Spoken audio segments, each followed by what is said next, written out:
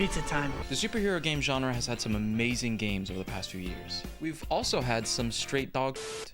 Like the Avengers, which, you know, the combat was cool. I was fucking it up as Hawkeye, running missions, and then maybe after like 5 of the most lackluster levels since Superman 64, I realized, oh, this is dog shit because they want me to pay more to make it fun. Surely $60 isn't worth a full game by now. Their game design really was genius. You want a money printer superhero game?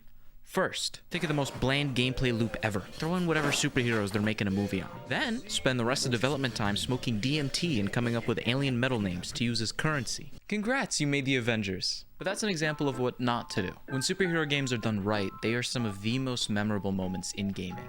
To this day, I remember losing my mind to the opening of Spider-Man PS4. Because they did what every superhero game should do. They made me feel like I was that hero. They captured the balancing game that Peter plays between himself and Spider-Man in one cutscene. And then they threw me out a window.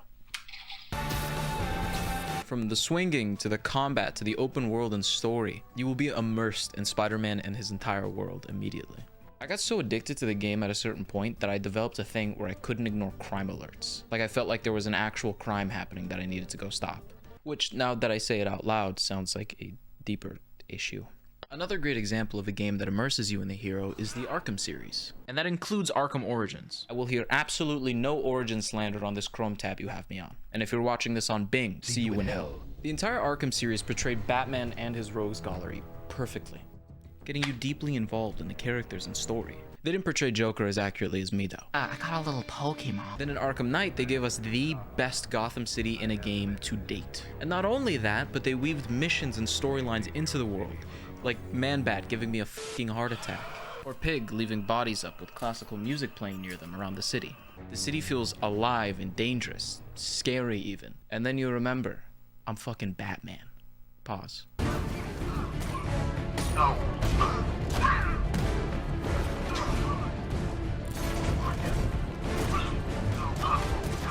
The Arkham series was one of the greatest series in gaming, their last entry being more than 8 years old and still looking like this.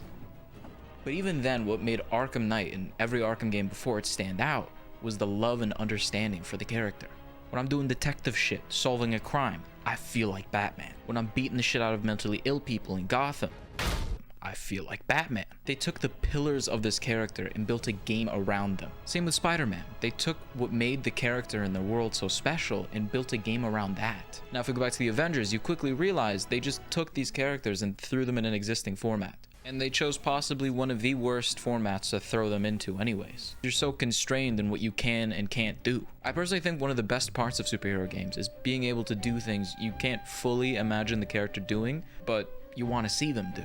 Like in Arkham Knight, mowing down a bunch of criminals with the Batmobile, like I'm mowing the lawn for rich people. Or in a game like Superman Returns, where I would just destroy the city. Now, a lot of people don't know this game exists. It came out in 2006 and was a open-world Superman game, with some insanely cool enemies like Bizarro, Metallo, Walter Hartwell White. But this game was not only unique for being a definitive Superman game with all his powers and enemies, but also because they gave you the ability to outright destroy shit.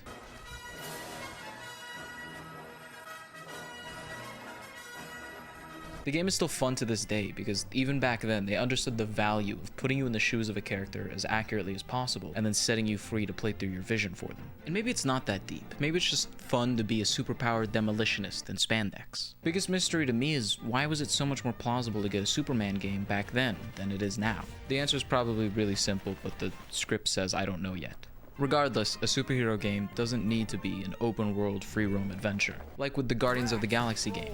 It was a story-focused, action-packed fun time that I think every Guardians of the Galaxy fan should experience. Unfortunately, not many people knew it existed, so it did not do too well on release. Which is only slightly different from Gotham Knights release, which everybody knew about, but nobody showed up to. Like my 5th birthday.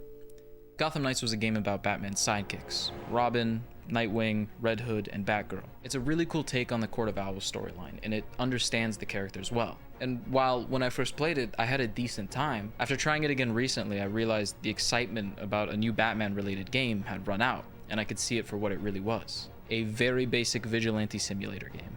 It lacked the polish and smoothness that Arkham had set as a standard nearly 8 years ago. Movement was sluggish, grappling, which you use like 24/7, was super stiff and boring. And while I'm glad they try to make a different combat system than Arkham Knight, the one they went with is not good. The finishers are cool though. But you know what's cooler? Making your own superhero. And DC Universe Online let you do just that. Now this game is pretty old, and the graphics quality may be triggering, so I'm gonna put up some Subway Surfers over there to keep you going like a Victorian child on life support. In DCUO, after the sickest opening cutscene, Lex Luthor comes from a Brainiac-dominated future to spread little exobites over the globe and make as many superpowered people as possible to stop the impending invasion. This starting point as an origin is so sick because it gives your character a purpose and then sends you into the coal mines to build them up. They let you choose to be a hero or villain, your movement type, your fighting style, your abilities, and your mentor, which affects the storyline. Instead of putting you in the shoes of an existing hero, they give you the paintbrush and say, "You're a happy little accident. Now, do you want to blow up a cul-de-sac or build a birdhouse with me?" But just because you aren't an existing character doesn't mean you miss out on any of the comic fantasy immersion. They have brilliantly made worlds from across DC Comics, from Metropolis to Detroit, making it the ultimate library of DC worlds to explore. Speaking of Ultimate, if you've played this game, you've experienced one of the great peaks of Spider-Man in gaming, Ultimate Spider-Man. This game not only let you play Spider-Man, but also as Venom. And on your first mission as Venom, you both eat a child and fight Wolverine. Did I sell you yet?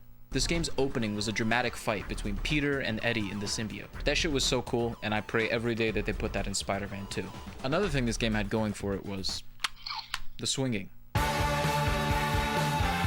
And while it's definitely not as good as the recent Spider-Man games, it is insanely good for something from 2005. Like, they could just remaster the graphics on that shit, ship it out today. 2 billion sales. And it just goes to show that these brilliant superhero games made with passion and care have been around for years. With the direction the game industry is going, it feels difficult to get a well-made superhero game nowadays.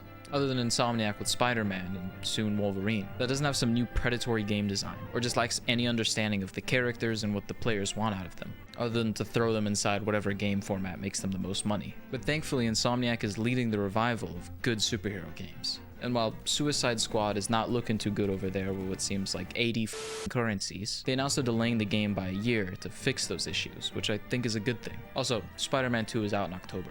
We'll be okay. Alright, thanks for watching. Comment video ideas down below and join the Discord. See you next time. Peace.